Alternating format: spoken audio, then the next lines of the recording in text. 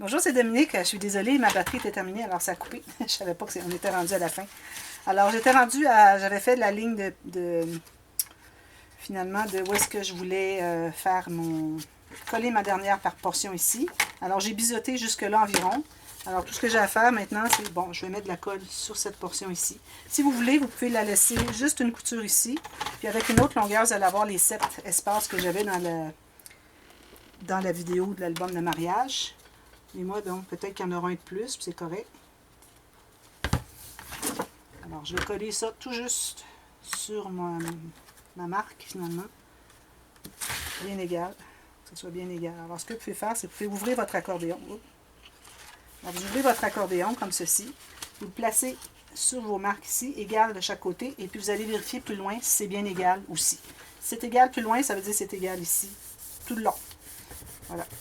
Alors, si vous ne voulez pas avoir une couture au centre, vous coupez ici, vous gardez une couture et vous faites comme on avait fait l'autre portion avant. Alors là, moi, ce que je vais faire maintenant, c'est que je vais calculer. Je vais faire une ligne de pliure exactement vis-à-vis mes autres rabats en dessous, mon autre accordéon. Puis une autre encore, puis ça va être terminé. Savez-vous? Je vais mettre de l'autre côté pour avoir une ligne comme ceci, bien droite. Comme ceci. Et puis une autre, 10.3. Règle. Moi, je suis à 10.3, comme je disais. Alors, ici. Une autre ici. Puis je vais probablement couper l'excédent. Finalement, avec mon papier ici, si je n'avais pas fait le joint ici, si je l'avais fait un joint de couture, j'en aurais eu suffisamment pour faire mes deux derniers rabats. C'est correct. Faites ça. Il y a les deux façons de faire. Vous allez comme vous voulez. Alors, lui, il va plier ici. Lui, il va plier ici.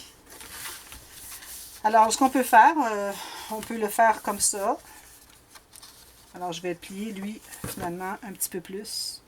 Je vais peut-être me garder 3 mm ici. Vous pouvez le faire arriver égal. Moi, c'est juste question d'avoir un petit peu plus ici.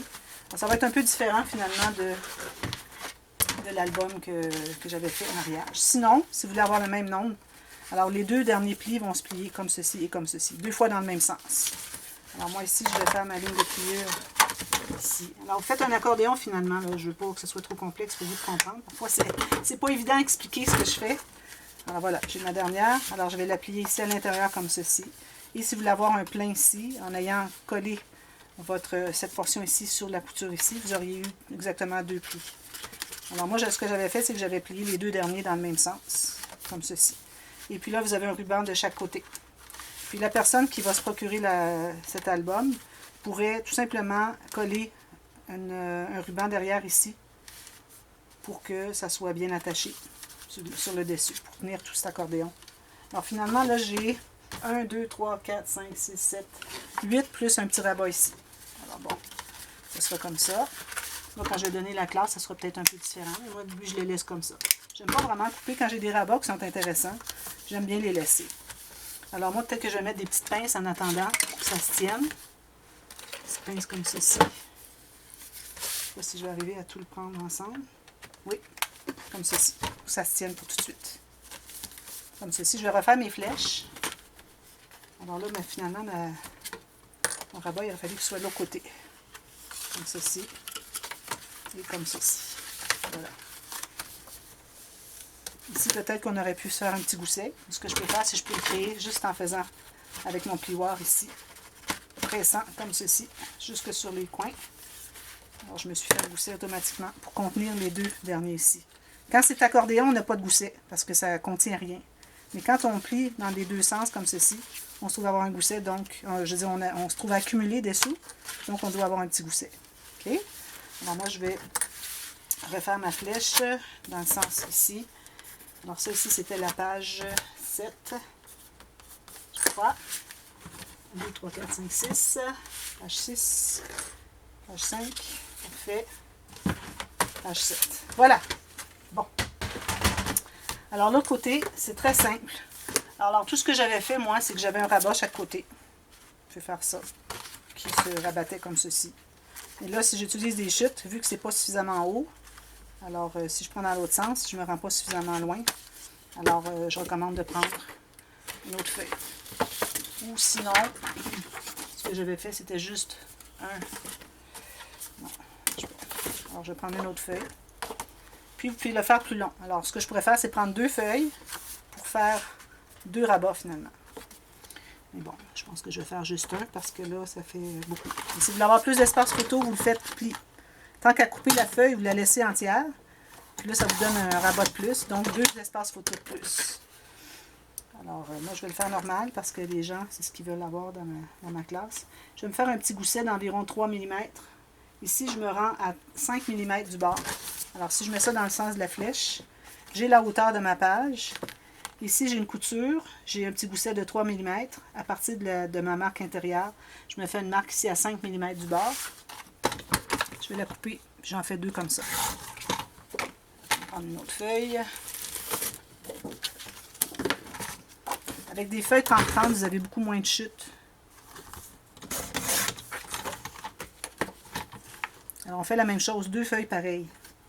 Même chose, même hauteur, même largeur. Alors, je vais faire mes 2 lignes de pliure de chaque côté. Est-ce que je l'ai mis? Non, je ne l'ai pas mis. Je vais attacher ça ici pour que ça se tienne. Comme ça. Alors, mes lignes de pliure, j'avais fait des marques sur un des 2 morceaux. Ici. Alors, j'ai ça ici, avec une petite ligne à côté d'environ 2-3 mm. Même chose ici. Alors, assurez-vous que vous êtes dans le bon sens, parce que c'est pas carré, hein, c'est rectangulaire. Alors, même chose ici, avec une petite ligne de pliure de 2 mm, 2-3 mm. Comme ça.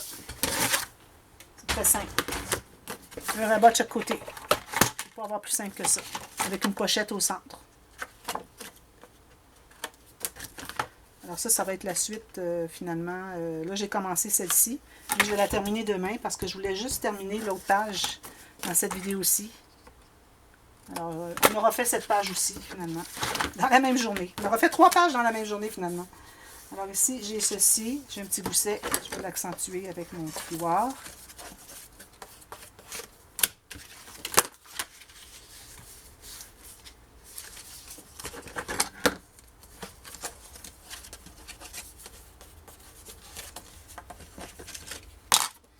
Je vais les coller, tout simplement, à l'extérieur des coutures.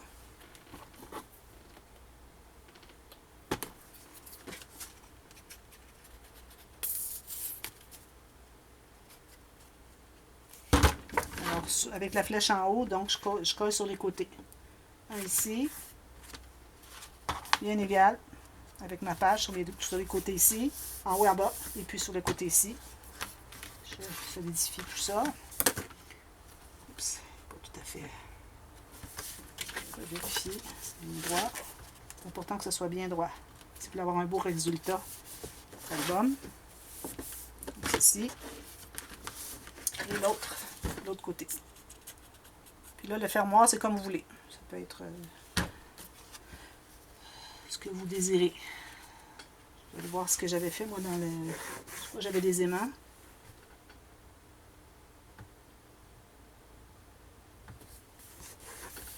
Je regarde ma vidéo en même temps que...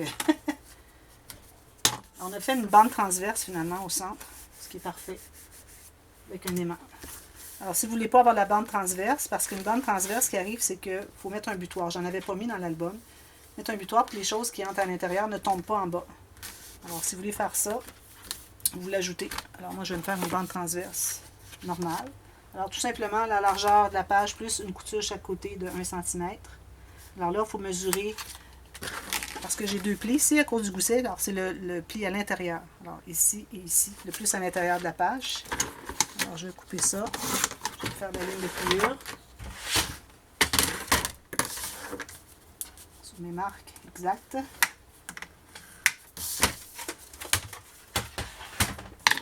J'efface mes marques. C'est pas nécessaire de biseauter parce qu'on n'est pas sur un coin. Je n'ai pas fait de gousset, c'est pas nécessaire. Je mets la colle tout simplement sur l'extérieur des coutures. Vous pouvez la mettre en haut, en bas, au centre, comme vous voulez. Pourvu que ça soit bien droit. Bien parallèle avec le haut ou le bas de la page. Je vais la mettre ici et ici. Comme ceci.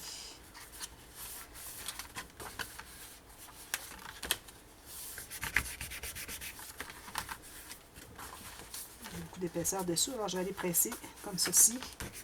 comme ceci. Alors, j'arrondis les 4 coins, ça c'est certain. Puis, je pose un aimant. Je vais mettre un aimant, un ruban, comme vous voulez. Il y a beaucoup d'aimants, alors si vous n'avez pas en grande quantité, vous pouvez aller avec des rubans. Bon, moi, ce que je vais faire, c'est que je vais tracer le centre ici. Les gens vont pouvoir décider s'ils mettent un ruban. Alors, j'ai 15 cm, je vais aller à 7,5 ici, puis ici. C'est là où les gens vont mettre les rubans, ici et ici, dessous. OK? Voilà. Alors, c'est terminé pour cette page. Alors, je vais réécrire page... Est-ce que c'est la page 8? Oui, page 8. La flèche en haut, et puis ma tranche est ici. Voilà. Correct? Alors, voilà. Alors, je vous reviens demain avec la page 9 et 10. Je crois qu'on va arriver peut-être à faire les deux dans une même vidéo, même journée. Alors, je reviens avec ça. Ensuite, on va être rendu à faire le couvert, l'album avec les interactions dans les couverts et le fermoir en cartonnette. Alors, je vous reviens avec ça. Merci. À bientôt. Bye bye.